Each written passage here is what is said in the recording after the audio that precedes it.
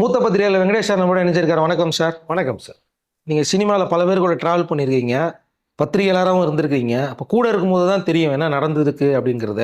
ஏன்னா வெளியில் நிறைய தகவல்கள்லாம் வரலாம், ஆனால் கூட இருந்தவங்களுக்கு தான் நல்ல தகவல் தெரியும். அப்படி இருக்கும்போது இப்போது திரும்ப தேவயானை கணவர் அவர்கள் ஒரு விஷயம் சொன்னார் பாருங்க. விக்ரம் ஃபேன்ஸ் எல்லாருமே பயங்கர அதிர்ச்சி. என்னென்னா, விக்ரமுடைய மகன் இப்போ சமீபத்தில் நடித்து பைசன் படம் பெரிய அளவில் வெற்றி பெற்றது. அவர் எப்படி நடிக்கணும் அப்படின்னா, விண்ணுக்கும் மண்ணுக்கும் மாதிரியான படங்களை நடித்தாதான் போய் சேரும் அப்படின்னு இருக்காரு. அடுத்ததாக விக்ரம் இதுக்கு முன்னாடி நடித்த படம்லாம் பார்க்கல, அவர் மொட்டை அடிச்சதுக்கு அப்புறமா தான் அது படத்தை பார்க்க ஆரம்பித்தாங்க அப்படின்னு சொல்கிறார். இதெல்லாம் எந்த அளவுக்கு உண்மை சார்? அது என்ன சொல்கிறதே தெரியலங்க. ராஜகுமாரன் வந்து அவர் அதாவது தினம் ஒரு வீடியோ கொடுத்தலன்னா தூக்கம் வராது போல் இருக்கு அவர் நினைக்கிறேன். எதையோ ஒன்று நினச்சிட்டு ஒன்று பேசிட்டே இருக்காரு. சேதுன்ற படம் மெகா சூப்பர் டூப்பர் ஹிட் கொடுத்து விக்ரம் இந்த மாதிரி பண்ண முடியுமான்னு பேசப்பட்ட சமயத்தில் கூட்டு வந்து டம்மியாக்கி விக்ரம் நடிகனே இல்லாத மாதிரி காமிச்சவர் தான் ராஜகுமார். இப்போ ஏன் பாக்கி வச்சுருக்கான்? பல வருஷங்கள் ஆச்சுல்ல. அதுபடி விக்ரம் பையன் இந்த பைசனில் ஜெயிச்சிடலாம், விண்ணுக்கும் மண்ணுக்கும் மாதிரி துருவ விக்ரம் நடித்தாதான் பெரிய நடிகர் வரணும்னு சொல்கிறாருன்னா இவர் எந்த லிஸ்ட்டில் எடுத்துக்கிறேன்னு எனக்கு தெரியல. முதல்ல தனி உலகத்தில் வாழ்ந்துட்டு சரி, அவர் வாழ்ந்துட்டு போட்டோம். அந்த உலகத்துக்குள்ளேயே எல்லாத்தையும் இழுக்க பார்க்குறாரு. இது இது விக்ரம் பார்த்தாருன்னா வெறி கொண்டு இருப்பார் ராஜகுமார் மேலே. பேண்டா என்ன ஒழிச்சதும் இல்லாமல் நீங்கள் வந்து என் பையனையும் ஒழிக்க நினைக்கிறீங்களா அப்படின்னு சொல்லி அவர் ரொம்ப டென்ஷன் ஆவார்.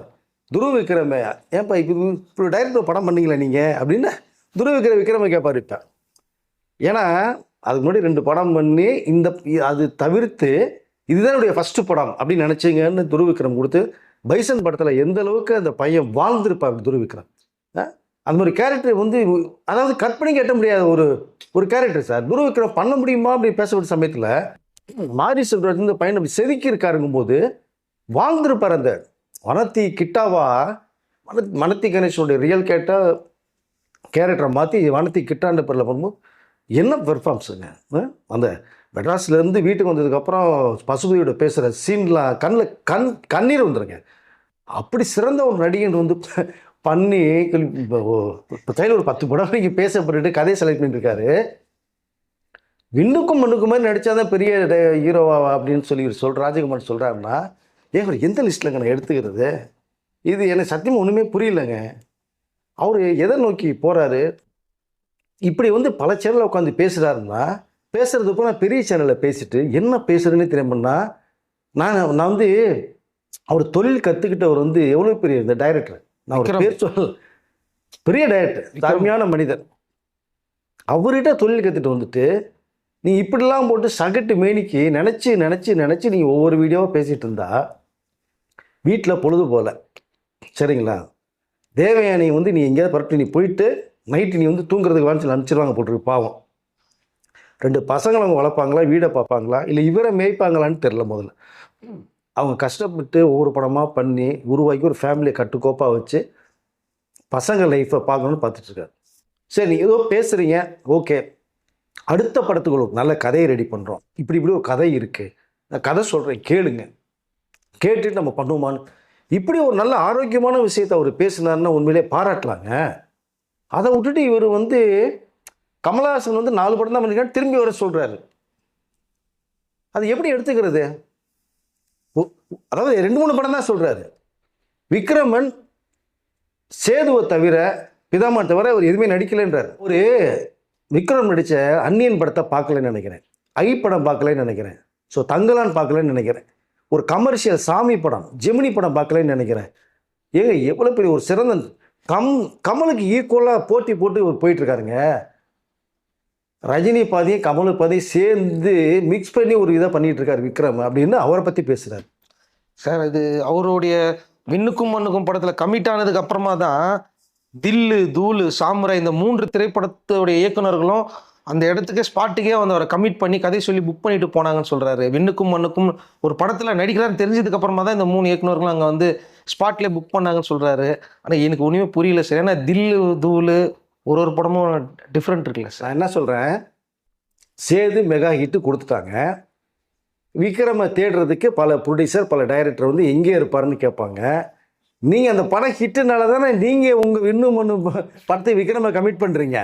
அது மட்டும் கமிட் பண்ணீங்களா? இல்லை. அப்போது நீங்கள் கமிட் பண்ணி ஷூட்டிங்கில் இருக்காரு. இப்போ விக்ரமன் வீட்டில் இருந்தால் வீட்டில் போய் இந்த தில்லு, தூளு, மற்ற டைரக்டர் ப்ரொடியூசர் எல்லாமே வீட்டில் விக்ரம் போய் பார்த்துருப்பாங்க. அப்போ இந்த இடத்துல இருக்காருங்க ஷூட்டிங்கில் அப்படி சும்மா அந்த ஷூட்டிங் டைமில் பிரேக் டைமில் வந்து தான் பார்ப்பாங்க. அப்போ நான் என்னோட படத்தில் தான் வந்து கமிட் ஆகி விக்ரமன் பெரிய ஆள் சொல்லாருன்னா, நீ அந்த விண்ணுக்கு மண்ணுக்கு சூப்பர் ஹிட்டில் கொடுத்துருக்கணும். சூப்பர் குட் ஃபிலிம்ஸில் பண்ணி சூப்பர் ஹிட்டாக கொடுத்தீங்க, சூப்பர் ஃப்ளாப்பில் கொடுத்தீங்க இந்த படத்தை. இது தில்லு டைரக்டர், தூள் டைரக்டர் நம்ம ரமணி கேள்விப்பட்டார்னா, அவர் பேர் இப்போ தரணி, நம்ம ஆரியகுமார் சார்ட்ட ஒர்க் பண்ணவங்க, திறமையான ஒரு இது. இப்போ தரணி நானும் ரொம்ப க்ளோஸ், நானும் அவங்களாம் தரணி சார் ரொம்ப க்ளோஸ் உதயகுமார்கிட்ட. உதயகுமார் சார்ட்ட ஒர்க் பண்ணும்போது இதை கேள்விப்பட்டான்னு வச்சுங்களேன், அவர் என்ன சொல்கிறதே தெரியாது தரணி அவர்களுக்கு.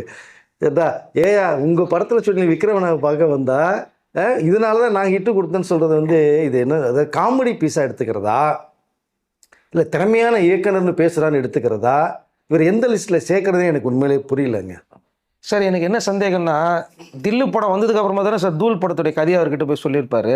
ஆமாம், அப்புறம் எப்படி சார் ஒரே நேரத்தில் 2 படம் சொல்லி கமிட் பண்ணியிருப்பாரு? அதுதாங்க அவர் என்ன பேசுகிறாருன்னே தெரியல, பேசிகிட்டு இருக்காருல்ல இப்போ. அதுதான் தரணி இப்போ பார்த்தாருன்னா அவரே என்னையா இருந்து ஒரு படம் ஏதோ ஒரு படம் வந்தார் முடிச்சாருன்னா அடுத்த படத்துக்கு நீ வேற ஒரு அப்போ விண்ணுக்கு மண்ணுக்கு எத்தனை வருஷம் எடுத்துட்டு இருந்தீங்க நீங்கள்? இது என்ன சொல்கிறதுனே தெரில சார். இது super good films Choudhary sir பார்த்தாரு, ஏன் தேவையில்லாமல் பேசி நீ கழுத்து இருக்கலாம், எங்களை போட்டு கழுத்து இருக்கிறேன்னு அவர் நினைப்பார். ஸோ என்ன பேசுகிறதுனே தெரியாமல் பேசுகிறார். 2வது சந்தானம் வந்து அந்த அவருடைய படத்து காமெடி பீஸுக்கு பண்ணார் இல்லையா, நீ தான் வேணும்னு அடமட்டாக பேசினாராம். நீ இருந்தால் தான் இந்த கேரக்டரே நல்லா பண்ண முடியும், உருவாக்க முடியும், உன்னை வச்சு தான் அந்த கதையை நான் உருவாக்கியிருக்கேன்னு சொன்னார் அப்படின்னு சொன்னால் இது வந்து என்ன சொன்னே தெரியல எனக்கு. அப்போ அந்த நேரத்தில் அவருக்கு பவர் ஸ்டாருடைய இதுவும் கிடைக்கல, சின்ன 2 பேருக்கு கிளாஷாக இருந்தது, அதனால தான் இவரை சூஸ் பண்ணாருங்கிறது இவருக்கு தெரியல சார். இல்லைங்க, ஒரு ஏற்கனவே காமெடி சப்ஜெக்டை ஒரு ட்ரெண்டை உருவாக்குறாருங்க, அது மொத்தம் ஒரு 5 பேரை போடுவாருங்க. எப்போவுமே நீங்கள் ஒரு டைரக்டர் வந்து ஒரு வில்லன் ஆர்டிஸ்ட் அப்படின்னா 1 2 3 4 5ன்னு போடுவாங்க சார்.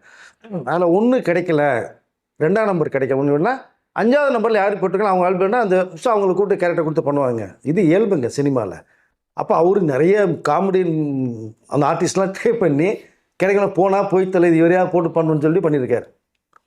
நீங்கள் அதுக்கு சம்பளம் நான் வாங்கலை, சம்பளம் அவர் கொடுக்கல, இப்படிலாம் வந்து சந்தானத்தை அசிங்கப்படுத்திட்டு இருக்காரு. அவர் 4 லட்சம் சம்பளம் கொடுத்தான்னு சந்தானம் சொல்கிறார், இவர் கொடுக்கலன்றாரு. அதுதாங்க இவர் என்ன பேசுறது தெரியாமல் பேசிகிட்டு இருக்காருங்க.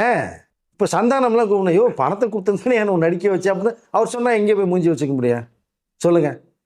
அதனால் சும்மா வீட்டில் உட்காந்து ஒரு பிஸ்னஸ் பண்ணாமல், இந்த பிஸ்னஸ் பண்ணுறேன்னு சொல்லாருக்கா நீ பண்ணுறேன்றார், காலை 6 மணிக்கெலாம் கடையை திறந்து வச்சுரு உட்காந்துறேன்னு சொல்கிறார். நல்ல விஷயம், நீ வியாபாரத்தை வந்து பாருங்கள், தப்பு இல்லை. தேவனி அவர்களுக்கு நீங்கள் மாதம் ஒரு அமௌண்ட் கொடுங்க, தவறில்லை, நல்ல விஷயம்.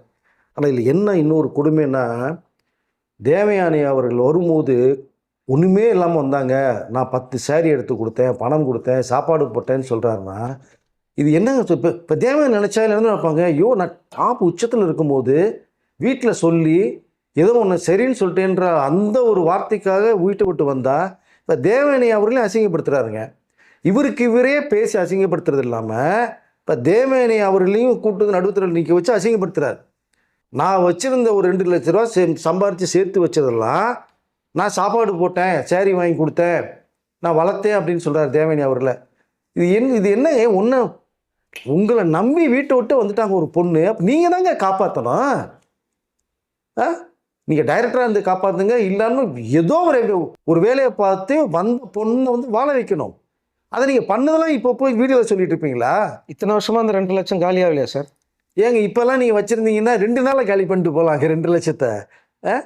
ஏங்க அவங்க தேவயானி அவர்கள் வந்து சிரமப்பட்டு டாப்பில் இருக்கும்போது போனாங்க, அவங்களுடைய மார்க்கெட்டை அவங்களே இந்த காலி பண்ணாங்க இல்லையா, உச்சத்தில் இருந்தாங்க, வந்துட்டாங்க, சிரமப்பட்டாங்க, ஒரு வீடு ஒரு தோட்டம் அது இதுன்னு மரியாதையாக சம்பாரித்து வச்சுட்டு பசங்களை வச்சு நீ பசங்களை வளர்த்து ஒரு ஆளாக்கிட்டு பண்ணுறாங்க அப்படின்னா, இப்போ இவர் வந்து தேவையில்லாமல் எனக்கு 1500 இருந்தால் போதுன்னாரு. ஏங்க நீங்கள் தனியாக இருக்கும்போது 1500 இருந்தால் போதுங்க, உங்களோடனே பொண்ணு வந்துட்டாங்க, குழந்தை பிறந்துச்சுன்னா எப்படி 1500 மாதம் பத்தோம்? எனக்கு செலவே கிடையாதுன்றீங்க. உங்களுக்கு செலவு இல்லைங்க, வீட்டுக்கு செலவு இருக்கும்ல, 2 பசங்களை பொடி கேட்கணும் சார், பசங்களுடைய லைஃப் இருக்குல்ல. இப்போ நாளைக்கு மேரேஜ் பண்ணால் என்ன செலவாகும் உங்களுக்கு? இவ்வளோ இருக்குல்ல. அப்போ நீ இதெல்லாம் விட்டுட்டு நீ என்ன அர்த்தத்தில் ராஜகுமார் அவர்கள் பேசுகிறாரு என்னங்கிறதே சத்தியமாக புரிஞ்சிக்க முடியல. தினம் ஒரு விஷயத்தை பேசுகிறாங்க, அதை வந்து நம்ம பேசாமல் இருக்க முடியல. இப்படி பேசாதீங்க, கொஞ்சம் கரெக்டாக என்ன தேவையோ அதை பேசலாம். இன்றைக்கெல்லாம் பார்த்தீங்கன்னா எவ்வளோ பெரிய டாப் இயக்குனரில் படம் பண்ணி அந்த 5-6 படம் பண்ண இயக்குனர்கள்லாம் கதை டிஸ்கஷன் போகிறாங்க. அவர்களுக்கு வாய்ப்பு இல்லைங்கும் போது இந்த டைரக்டர் போய் கதை டிஸ்கஷனில் உட்காந்து இவர்களை டைரக்ட் பண்ணவங்கன்னு சொல்லி அந்த படத்தை டைரக்ட் பண்ண போகிறோம். அவங்களுக்கு சகல மரியாதை கொடுத்து நல்ல ஒரு பேமெண்ட்டும் கொடுத்து டிஸ்கஷன் வரைக்கும் ஒரு மாதம் 2 மாதம் வச்சு அனுப்புகிறாங்க. தொடர்ந்து அந்த கதை இலக்கில் இருக்காங்க. ஏதோ ஷூட்டிங்கில் ஏதோ சீன் மாற்றினா கூட ஃபோனை போட்டு கேட்பாங்க, சீனை மாற்றி சொல்லுவாங்க. அந்த மாதிரியா ராஜ்குமார் அவர்களுக்கு போய் உங்கள் திறமையில 3 படம் பண்ணிட்டீங்க அப்படின்னா நீங்கள் போய் டிஸ்கஷனுக்கு போகலாம். இப்போ இருக்கிற கரண்ட் பொசிஷன் நீங்கள் தெரிஞ்சுக்கலாம். எவ்வளோ விஷயங்கள் வந்து டெவலப் ஆகிருக்கு. கதையை உருவாகிற கதை இலக்கில் போய் நீங்கள் உட்காரலாம். உங்களை தேடி 10 டைரக்டர் கூப்பிடுவாங்களே. இப்போ உங்கள் திறமை இங்கே காட்டலாமே. அதை விட்டுட்டு திரும்பி இந்த தெரிஞ்சு போன ரெக்கார்டு மாதிரியே நீங்கள் பழைய விஷயத்தையே நீங்கள் பேசிகிட்டு இருந்தீங்கன்னா இன்னைக்கு என்ன இருக்குன்னா தெரியுமா? துருவ் விக்ரம் அவர் எந்த படத்தையுமே பார்க்கலன்னே சொல்கிறார். இப்போ அதான் ஏதோ ஒரு படம் கமலஹாசன் ஒரு படம் கூட பார்க்கும்போது நான் பார்க்கல, தேவயானி பார்த்து வந்தேன்ட்ட சொன்னாங்க. அப்போ நீங்கள் பார்க்காத படத்தை எப்படி பேசிட்டு இருப்பீங்க? சிப்பிக்குள் முத்துல அந்த ஒரே ஷாட்டில் எடுத்தாங்க. கழுத்தில் தாலி கட்டுற சீனை வந்து சிங்கிள் ஷாட்டில் எடுத்து இருக்கிறாங்க பாருங்க அப்படின்னு. அது கமலஹாசன்லாம் விட்டுட்டு இந்த சங்கராபரணத்தில் அந்த ஐயா பண்ணியிருப்பார். அவர் ஆஃபீஸ் ரேஞ்சிலேருந்து வந்து பண்ணவர். அவரை பாராட்டிட்டு நல்லா ஆக்ட் பண்ணார், தப்பு இல்லை, நல்ல சிறந்த நடிப்பு காட்டினார், ஓகே. நீங்கள் படத்துக்கு போனால் நீங்கள் மெயினான ஆர்டிஸ்ட்டை பூரா விட்டுவிட்டு நீங்கள் யாரையோ நீங்கள் வந்து பண்ணீங்கன்னா எதை நோக்கி நீங்கள் பேசுகிறீங்க? சங்கராபரணம் 2 எடுக்க போகிறாரு நினைக்கிறேன் சார். எடுக்கட்டே இவர் எடுக்கிறாரா? எடுக்கட்டும். இல்லை தினமும் பார்க்குறேன்றல சார். நல்ல வேலை கே விஸ்வநாத் ஐயா இல்லை இருந்திருந்தானே ஏங்கயா வாழ்க்கை அது இந்திய திரையுலகத்தில் சங்கராபரணம் போற்றக்கூடிய ஒரு படமாக இன்ன வரைக்கும் பேசப்பட்டு இருக்கு. எஸ்பி பாலோட அந்த ஒரு சாங்கு போதும் நேஷனல் அவார்டு வின்னர் பண்ணி இன்னும் சிறப்பான ஒரு படம் அது. தயவுசெய்து அப்படிலாம் நீங்கள் பேசி கெடுத்துட வேண்டாம். நீ வருவாயேன்னா பார்ட் 2 எடுக்கிறேங்கிறார். சரியா? அந்த படத்துக்கு அவருடைய பொண்ணை வந்து ஹீரோயினை போடலான்னு கமிட் பண்ணுறீங்க. ஓகே, பண்ணுங்க, நல்ல வாய்ப்பு. அவங்களுக்கு ஒரு சிறந்த ஒரு கேரியரை வந்து கிரியேட் பண்ணி கொடுங்க, தப்பு கிடையாது. அந்த படத்துக்கு யாரை வந்து ஹீரோ போடலான்னா விஜய் பையன் ஜேசன் சஞ்சய் பொண்ணுங்கிறார். அவர் ஹீரோவே வேணாயான்னு சொல்லி டெக்னிக்கலாக நான் டைரக்டில் போயிட்டு அவர் படம் பண்ணிட்டு இருக்க டைரக்ஷனில் அதில் ஜெயிக்கணுன்ட்டு. சரி, இவர் தான் வந்து எனக்கு பணமே முக்கியம் இல்லைன்றல இந்த படத்துக்கு யார் சார் அப்போ பணம் போட்டு எடுக்கிறது? ஏன் இருக்கவே இருக்காங்க, தேவயானி மேடம் இருக்காங்க. எப்படியாவது ஏற்கனவே போட்டு டார்ச்சர் பண்ணி வாங்கி படம் பண்ணார்ல, திரும்பி டார்ச்சர் பண்ணி ஒரு படத்தை வாங்கி திரும்பி ஓச்சு விட்டலான்னு முடிவு பண்ணிட்டான்னு நினைக்கிறேன்.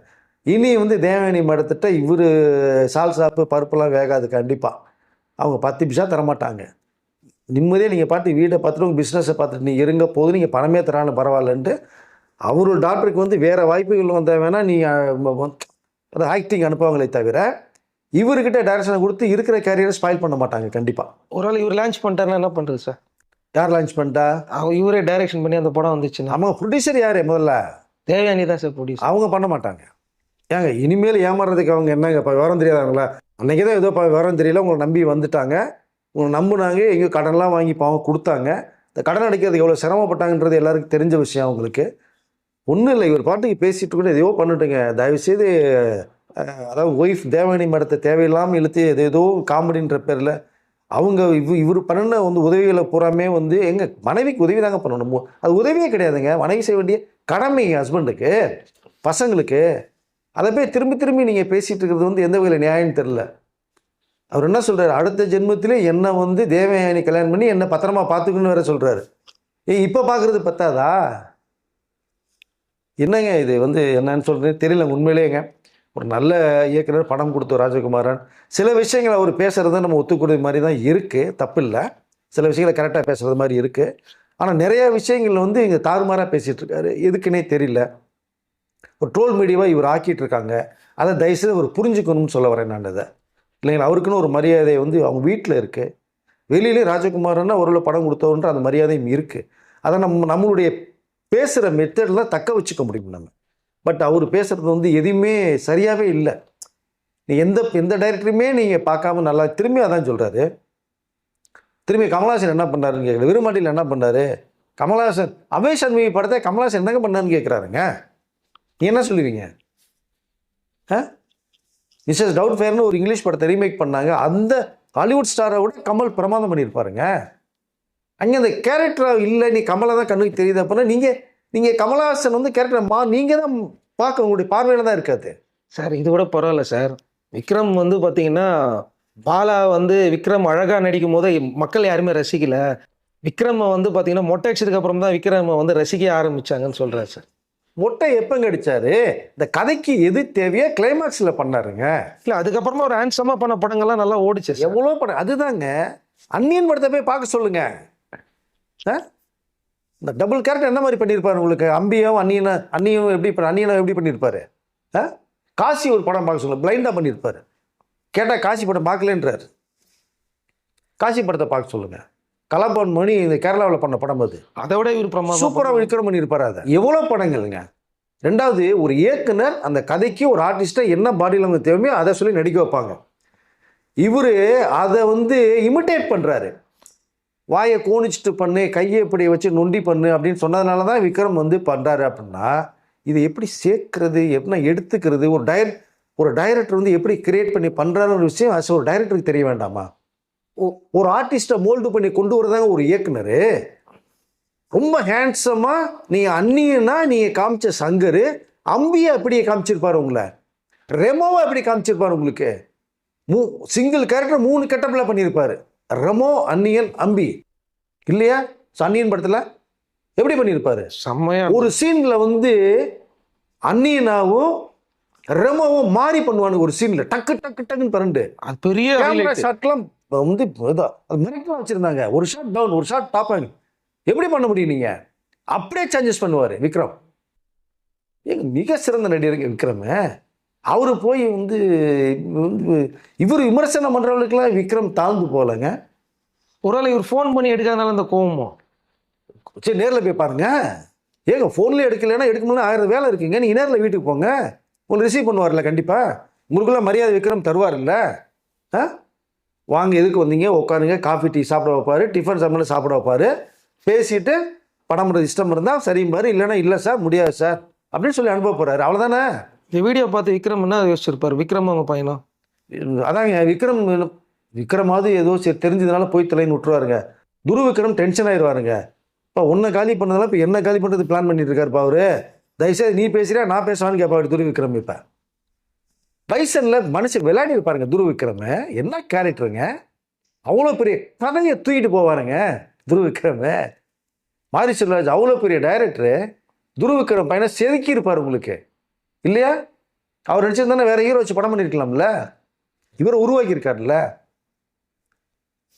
ஸோ அவர் காலி பண்ணுறது அடுத்து ரெடி ஆகிட்டு இருக்கார். விக்ரமை காலி பண்ணிட்டேன், பையனை காலி பண்ணிடுவோம் நம்ம அப்படின்னு ரெடி ஆகிட்டு இருக்காரு ராஜகுமாரன். தயவுசெய்து விக்ரமும் விக்ரமும் கேர்ஃபுல்லாக இருங்க, அவ்வளோதான் நான் சொல்ல முடியும். அவர் ஒரு எண்ணெய் வச்சிருக்காரு, அது தேவையா, நீங்க உடம்பு சரியில்லாதவெல்லாம் அது போட்டாங்கன்னா உடனே சரியாயிடுதுன்றார். ஒரு எண்ணெய் இவ்வளோ படம் வேலை பண்ண முடியுமா சார்? இல்லை, அது இருக்குது சார். கேரளா ஆயுர்வேதிக்கெலாம் நீங்கள் பார்த்தீங்கன்னா நல்ல மூட்டு வலி, இடுப்பு வலி, அந்த அதில் ஆயிலெலாம் நிறையா இருக்குது சார்.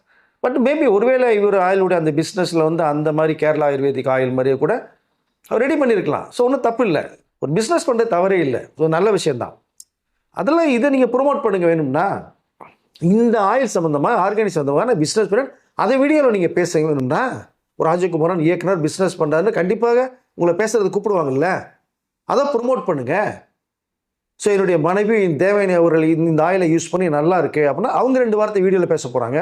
நல்லா இருக்குங்க நான் யூஸ் பண்ணேன்னு சொல்லி அதை ப்ரொமோட் பண்ணுவாங்க அவங்க. இல்லையா, ப்ரீ ப்ரொமோஷன் உங்களுக்கு கிடைக்கும், தேவயானி பேசுவாங்க. நீங்கள் ப்ரொமோட் பண்ண பெரிய பிஸ்னஸ் நல்லா போகுது. கண்டிப்பாக இன்றைக்கி இந்த ஆயிலாம் பண்ணினா உலக அளவில் பெரிய அளவில் பிஸ்னஸ் பண்ணலாம், தப்பு இல்லை. பட் உண்மையாகவே இருக்கட்டும், தவறு இல்லை. நீங்கள் அதில் கான்சன்ட்ரேட் பண்ணுங்கள். ஒன்று இயக்குனராக போங்க, இந்த கதை டிஸ்கஷன் கலந்துங்க. நிறைய இயக்குனர்கள்ட்ட இப்போ நிறைய வாய்ப்புகள் இருக்குது இல்லையா. பிஸ்னஸில் கான்சன்ட்ரேட் பண்ணுங்கள். அதை விட்டுட்டு விக்ரம் நடிக்கல, கமல் படம் என்ன பண்ணார், மகேந்திரன் என்ன பண்ணார். இல்லை நான் சொல்லவே இல்லைன்றார் மகேந்திரனை பற்றி, அங்கே பேசவில்லைன்றார் சார். நீங்கள் படமே நீங்கள் பார்க்கல, எதுவுமே பண்ணலை. மகேந்திரன் வந்து இப்படி பண்ணார் அப்படி பண்ணாருன்னீங்கன்னா அவர் பண்ண படத்தை நிறைய பேர் கற்றுக்கிட்டு வாங்க, தெரிஞ்சுக்கிட்டு வாங்க, நானும் தெரிஞ்சுக்கிறேன் நீங்கள் சொன்னீங்கன்னா அது மரியாதை இருக்குங்க. நீங்கள் கிழக்கப்புறையில் பார்த்து தான் உதிரிப்புகள் காப்பி அடித்தார் பண்ணன்ற விஷயத்தை நீங்கள் சொல்ல வர்றீங்க. ஆனால் அவர் சொல்லவே இல்லைன்றாரு சார். அவர் சொல்லவே இல்லைன்றிருக்காரு. அப்படி சொன்னால் தானே எல்லா பேரும் பேசிகிட்டு இருக்காங்க. இன்டர்வியூ இருக்குதானா? இருக்குல்ல, நீங்கள் பார்த்தீங்கன்னா தெரியுமில்ல. கிழக்கப்புறையில் என்னங்க ஒரு லிஃப்ட் எடுத்துருப்பாருன்னா, கவுண்டமணி வந்து பாஞ்சாலின்னு சொல்லி ராதியா கிட்ட பேசிட்டு எப்படியாவது அவர் வந்து கல்யாணம் பண்ணி நினைக்கிற ஒரு கேரக்டருங்க. இதில் வந்து உதிரி பூக்களில் அது ஒரு நாவலுங்க. அது நீங்கள் என்ன பண்ணுறாருன்னா, அது சாம்பிளில் வந்து இந்த ஹீரோ விஜயன் வந்து அஸ்வினி ஒய்ஃபை வந்து தங்கச்சி கல்யாணம் பண்ணி நினைக்கிற மாதிரி ஒரு சீனை கிரியேட் பண்ணி கொண்டு போகிறாங்க. அந்த கதையை ஒரு காமெடியாக பண்ணதுக்கும் ஒரு மெயின் ஹீரோ பண்ணது வித்தியாசம் இல்லையா முதல்ல உங்களுக்கு? சார் ஆனா அதுக்கும் இதுக்கும் எனக்கு தெரிஞ்ச எந்த சம்மந்தமே கிடையாதுங்க. இல்லை அவர் தான் அதான் லிங்க் பண்ணுறாரு அவரு. உதிரி பூக்கள் படத்தோட கிளைமேக்ஸ் இது வரைக்கும் தமிழ் சினிமால வராத கிளைமேக்ஸ். பிரமாதமான மேட்டர். படமே பிரமாதங்க அது. ஊரே மக்களே சேர்ந்து அவங்க மனைவி கண்ணெதிரிலேயே கிணத்துல இறக்க சொல்லுவாங்க, அது குளத்துல இறக்க சொல்லுவாங்க. அதெல்லாம் வந்து எனக்கு தெரிஞ்சு உலக சினிமா நான் சொல்லுவேன். தன் மனைவி கண்ணெதிரிலேயே ஹஸ்பண்ட் இறக்க சொல்ல வழியே இல்லைங்க. ஊரையே மிரட்டி வச்சுட்டு இருந்த ஒரு கேரக்டரு ஊர் வந்து பொங்கி எழுந்திருச்சு கடைசியில் இவன் இருந்தால் மோசம்னு சொல்லிட்டு ரவுண்டப் பண்ணி சார் ஊரே திரண்டு வந்து ரவுண்டப் பண்ணி இறங்க சொல்கிறாங்க. வழியே இல்லாமல் கிளைமேக்ஸ் அப்போ இறங்குவார். இப்படி ஒரு மேட்ருங்க அது. இல்லை ஒரே ஒரு சீன் ரொம்ப லைக் பண்ண சீன் என்ன தெரியுமா? நான் உங்களுக்கு நான் அதையும் சொல்கிறேன் லைக் பண்ணுறதை. அந்த ஊருக்கு டீச்சராக ஒருத்தர் வந்திருப்பார். தப்பு தாளம் சுந்தர்னு ஒரு கனடா ஆக்ட் பண்ணியிருப்பார். இவர் தானே ஊர் பெரிய ஆள் இல்லையா கிராமத்தில் ஒரு டீ கடையில் உட்காந்து டீ சாப்பிட்ட மாதிரி ஒரு சீன் போகும். அவர் ஊராரு வாங்க நீங்கள் தான் புது வாத்தியாரா? ஆமாம் சார். ஓகே. அவர் டீ சொல்லுவார். இவர் டீ சாப்பிட்றப்ப டீ ஒன்று சொல்லுவார். டீ வந்துடும் வாத்தியார்ட்ட வந்து விஜயன் கேரக்டர் சொல்லுவார், டீ சாப்பிடுங்க பாரு. இருட்டு சார் தான். சரி சொல்லுங்கள். இவர் வந்த விஷயத்தை ஸ்கூலு போகிறத வச்சு பேசிகிட்டே இருப்பாங்க. செகண்ட் அட்டம் டீ சாப்பிடுங்க பாரு விஜயன்னு. இல்லை சார் அப்படி திரும்பி பேசிகிட்டே இருப்பார். ஸ்கூல் பெல் அடித்தோம். அடித்தோன்னே ஓகே ஸ்கூல் பெல் அடித்தார். சார் டீ சாப்பிட போனோம். ஸ்கூல் பெல் அடிச்சு புறப்படுங்க பாரு. இது என்ன சீன் உங்களுக்கு? சிம்பிள் சீனா, ஆனால் பார்த்து விளையாடிட்டு இருக்கு. அந்த கடமையிலையும் இந்த கரெக்டாக மாதிரி ஒரு கேரக்டர் கொண்டு போயிருப்பார். ஸோ இது மாதிரி படமே பார்த்தீங்கன்னா அப்படியே உங்களுக்கு வந்து செதுக்கியிருப்பார் உதிரி பூக்கள் படத்தை. நீங்கள் படத்தை பார்த்துட்டு விமர்சனம் பண்ணலாம். இல்லை இந்த படத்தில் இவ்வளோ விஷயங்கள் மகேந்திரன் சொல்லியிருக்காரு கற்றுக்கலாம்ன்ற விஷயத்தையும் சொல்லலாம். அஜித்தோடைய அவர் கூட ஒர்க் பண்ணும்போது அவசரமாக போயிட்டு வாலி படத்தை இன்டர்வியூ வரைக்கும் தான் பார்த்துட்டு ஓடியான்ட்டாரு. அப்போ தான் அஜித்துக்கிட்ட ஏதாவது சொல்ல முடியும், நான் படமே பார்க்கலாம் ஏதாவது ஆகிடுன்னாரு. இவர் நேர்மையை பற்றி இவரே சொல்லிக்கிறாரு. எனக்கு அதான் ஒன்றுமே புரியல சார். அதாவது பேருக்கு நானும் படம் பார்த்துன்ற மாதிரி அந்த ஷூட்டிங் அப்போ வந்து மே 1 ரிலீஸ் 8 ஷூட்டிங் மாதிரி சொல்கிறாரு. இப்போ வாலி படம் பார்த்துட்டிங்களான்னு கேட்டால் என்ன பதில் சொல்கிறது அப்படின்னா, இங்கே பார்த்தா நீங்கள் அன்னைக்கே ஒரு அறவுரை படத்தை பார்த்துட்டு வந்து நீங்கள் அஜித் எப்படியாவது பேசிக்குவேன்னு சொன்னால் இது நீங்கள் எப்படி லிஸ்ட்டில் எடுத்துக்குவீங்க? நீங்கள் அஜித் கேட்டு ஷாக் ஆகிருப்பார்ல. கண்டிப்பாக. இப்போ இது வந்து இவருக்கு பேசுறது வந்து மற்றவங்களுக்கு தெரியும், பார்வையில் பார்ப்பாங்களே, கேப்பவங்களை பற்றி என்ன நினைப்பாங்க அப்படின்னு தெரிஞ்சுட்டு பேசுகிறாருன்னு எனக்கு தெரியல. ஒன்று நீங்கள் வாலி படம் பார்க்கல சார்னு சொன்னால் அஜித் என்ன பண்ண போகிறாரு? அஜித் பாருங்க சார்னு சொல்ல போகிறாரு. அவ்வளோதான். நீ இன்டர்வல் வரைக்கும் பார்த்துட்டேன், நைட் ஷோ போய் அது பார்க்க முடியல வந்துட்டேன், ஏதோ இதை வச்சு உள்டாமல்கிட்ட ஏதோ புரட்டி பேசிடலாம் அஜித்கிட்ட அப்படின்னு வந்தீங்கன்னா படத்தை அப்படி தானே எடுத்துருப்பாரு. சார் அஜித் கால் ஷீட் தரேன் கொஞ்ச நாள் வெயிட் பண்ணுன்னு கேட்டால் அதை விட்டுட்டு இல்லை சார் அதுக்கு முன்னாடி ஒரு படம் பண்ணிட்டாரு. யாராவது இதுமாதிரி செய்வாங்களா sir? Ajith sir call sheet தரேன்னு சொல்லியும் ஃபோன் பண்ணி வேறு கேட்டிருக்காரு. நான் தான் சொன்னேன் அதுக்குள்ளே ஏன் இன்னொரு படத்தை ஆரம்பிச்சிங்கன்னு. இல்லை அதுதான். ஏன்னா நீ வருவாய் படம் வந்து அந்த படம் நல்லா பண்ணியிருப்பார் ராஜகுமார், அதெல்லாம் குறைய சொல்ல முடியாது. நல்ல ஒரு கான்செப்ட் எடுத்திருப்பார். பிரமாதமான படம். வேறு ரூட்டில் அவர் பெரிய டேரக்டராக போயிருந்துருக்கலாம், எங்கேயோ மிஸ் பண்ணிட்டார் அவர். பட் அந்த படம் நல்லா வந்ததுனால தான் அஜித் வந்து நெக்ஸ்ட் பண்ணுவோன்னு சொல்லியிருக்காரு. அப்போ நீங்கள் மாஸ் ஹீரோ வேறு சார் அவர். அப்போ வாலிலாம் சூப்பர் டூப்பர் ஹிட் ஆகிடுச்சு உங்களுக்கு. இந்த படமும் மெகா ஹிட். நீ ஒரு காதல் கோட்டையெல்லாம் வேறு லெவல் போயிடுச்சு. அப்போ நீங்கள் ஒரு ஹீரோ டேட்ஸ் கொடுக்குறாரு போது கொஞ்ச நாள் வெயிட் பண்ணி பண்ணிட்டு போகலாமே, தப்பு இல்லையே. அங்கே தான் எதுவும் மிஸ் பண்ணார் இல்லையா? அந்த மிஸ்ஸிங்கில் இது ஒன்று சார். ஒருவேளை அன்றைக்கி 2 பேர் சேர்ந்து படம் பண்ணியிருந்தாங்கன்னா இன்னேத்திக்கு ராஜகுமாரங்கிறவர் எவ்வளோ பெரிய ஆளாக இருக்கும். கண்டிப்பாக அதான் சொல்கிறேன் இல்லையா? அவர் ஏதோ ஒரு நோக்கத்தில் போய் எங்கேயோ மிஸ் பண்ணி ஏதோ ஒரு மிகப்பெரிய ஒரு கோட்டை கட்ட போய் அந்த கோட்டையை வந்து கட்டாமல் வந்து இடிச்சு விட்டார். அவருடைய கற்பனை கோட்டையை இடிச்சிட்டார். இவர் வந்து பார்த்தீங்கன்னா சொல்லிட்டு இருக்காருல்ல, எந்த நடிகரும் சரியில்லை, இயக்குனரும் சரியில்லை அப்படின்னு சொல்லிட்டு இருக்காரு. ஏன் தேவயானி மேடம் இதை கேட்க மாட்டுறாங்க, மௌனமாகவே இருக்கிறாங்க? எல்லாரும் தேவயானி மேடம் நோக்கி தான் இந்த கேள்வி வந்துகிட்டு இருக்கு. இல்லை கேட்கணும் சார், கண்டிப்பாக கேட்டிருப்பாங்க, கேட்காம எடுத்துருக்க மாட்டாங்க. இப்போ இந்த வீடியோ அவர் பேசுகிறதுக்கு பிறகு கண்டிப்பாக இனி வரக்கூடிய வீடியோக்களை கண்டிப்பாக பார்க்க தான் போகிறாங்க. பார்த்தாங்கன்னா கண்டிப்பாக ஒரு ஸ்ட்ரிக்டாக ஒரு ஆர்டர் போடுவாங்கன்னு நினைக்கிறேன். ஏன்னா அவர் பேசின வீடியோவில் கமெண்ட் செக்ஷனில் நீங்கள் போனீங்கன்னா ராஜகுமார் தேவயானி மேடம் கேளுங்க அப்படின்லாம் கமெண்ட்ஸ் நிறைய போட்டாங்க வேறு. இப்போ இதுக்கு மேலே வந்து கண்டிப்பாக அவர் ஏதாவது முடிவு பண்ணுவான்னு நினைக்கிறேன். ஒன்று நீ பிஸ்னஸை பாரு, பேசிக்க, தேவையில்லாமல் நீ பேசி அசிங்கப்படுத்த வேணாங்கிற அளவுக்கு தேவயானி ஒரு ஸ்ட்ரிக்டாக அது ரொம்ப கோமாவே பேசுவான்னு தான் நான் நினைக்கிறேன். ஏன்னா ஒருவேளை அவர்கள் பேசி கொடுத்து அவர் பேசுகிறாத மாதிரிலாம் நிறைய வெளியில் பேசிகிட்டு இருக்க ஆரம்பிச்சிட்டாங்க. அப்படிங்கும்போது அவர்கள் இனிமேல், ஏன்னா அவர்கள் ரொம்ப பேசவே மாட்டாங்க, பொதுவாகவே யார்ட்டையும் அவ்வளோ பேச மாட்டாங்க. பேட்டி நிறைய கொடுத்துருக்காங்க பார்த்தீங்களா, பண்ண மாட்டாங்க. அவர்களுடைய அமைதியே இவர் ப்ளஸ்ஸாக எடுத்துக்காமல் மைனஸாக எடுத்துகிட்டு இவர் ஒரு பக்கம் பேசிகிட்டே இருக்கார். ரெண்டாவது தேவனுடைய பொண்ணை வந்து ஹீரோயினாக்குன்னு ஒரு பிளான் பண்ணியாச்சுன்னா நல்ல ஒரு சப்ஜெக்டில் நல்ல ஹீரோ கிட்ட ஒரு ஹீரோயின் நடித்தாங்கன்னா அவங்க ஒரு எப்படி தேவயானி அவர்கள் மிகப்பெரிய உச்சத்தில் இருந்தாங்களோ கண்டிப்பாக அவர்கள் உச்சத்துக்கு வர வாய்ப்புகள் நிறையா இருக்கும். பட் இவர் இந்த மாதிரிலாம் பேசிட்டு வச்சுட்டு இருந்தாங்கன்னா வாய்ப்புகள் அவங்களுக்கு வராமல் கூட போயிடும் மோஸ்ட்லி. ஆனால் இப்போ இவரை பார்த்தே பயப்படுறா எல்லா பேருமே. எந்த இயக்குனர் பயப்பட ஆரம்பிச்சிட்டாங்க. இந்த ஹீரோக்கிட்ட போய் கதை சொல்லணும்னா நீ வர என்ன டூ வந்து பேசணுங்கிறார். அது விஜய் போய் சஞ்சய்க்கு தான் ஹீரோன்றார் வேறு. அதெல்லாம் சரியாக ஒர்க் அவுட் ஆகாது. இனிமேல் வந்து கண்டிப்பாக தேவனே அவர்கள் இந்த வீடியோ பார்த்ததுக்கு பிறகு ராஜகுமார்கிட்ட ஸ்ட்ரிக்டாக ஒரு விஷயத்தை இதுதான் பேசணும் பண்ணணுங்கிற அளவுக்கு சொல்லுவாங்கன்னு நான் நினைக்கிறேன். தெரியாது, பார்ப்போம்.